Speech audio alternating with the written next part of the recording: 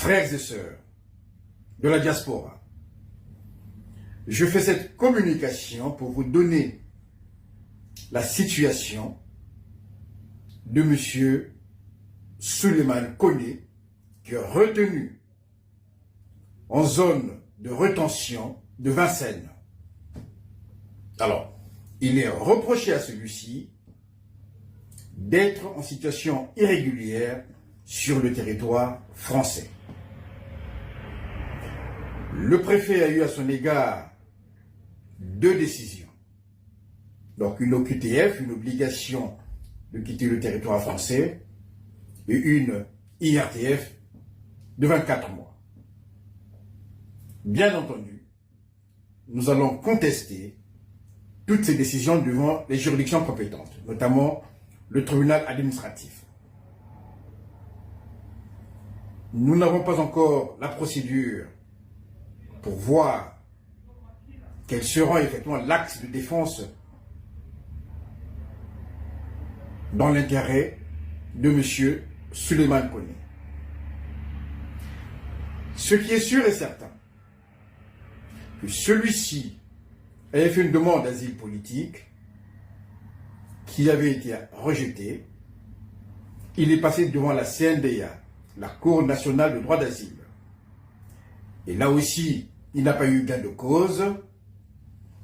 Il a fait une demande de réexamen de son dossier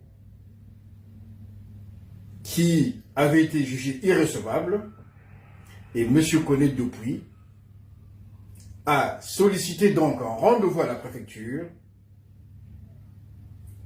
pour qu'il soit régularisé à un autre titre, puisqu'il a un enfant sur le territoire français qui est scolarisé.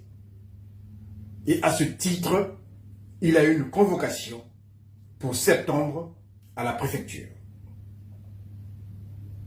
Alors, je n'ai pas encore eu l'intégralité de la procédure. J'en ai fait la demande à l'instant devant le greffe du juge des libertés et de la détention du tribunal judiciaire de Paris. Et j'attends que cette procédure me soit adressée par mail. Alors, ce que je vais dire, c'est que M. Koné ne trouble pas l'ordre public. M. Koné a fait une demande de régularisation, puisqu'il justifie d'une convocation pour le mois de septembre prochain à la préfecture. Ce qui est bizarre dans cette procédure, ce sont les conditions d'interpellation de M. Souleymane Koné. Pour un sans-papier ou pour une personne qui cherche à régulariser sa situation administrative, que la préfecture puisse envoyer des policiers portant des cagoules. Je tiens à préciser que une cagoule n'est autorisée que dans des circonstances exceptionnelles. Et généralement, lorsqu'il s'agit des opérations antiterroristes, le grand banditisme, le transfert des détenus dangereux, on n'est pas non plus en déploiement de maintien de l'ordre justifiant des cagoules inifugées. C'est dans ces conditions que M. Souleymane Koné a été interpellé. Les policiers ont monté une surveillance, un dispositif de surveillance devant son domicile, et quand il est sorti, ils l'ont tout de suite reconnu et il a été interpellé violemment. Alors, ce sont ces conditions-là qui nous interpellent. Ces conditions d'interpellation qui laissent supposer que derrière l'affaire Koné, il y a une main noire. Alors, j'aurai la procédure demain et je vous assure que nous allons mettre toute notre compétence, toute notre expertise, afin que notre frère soit libéré.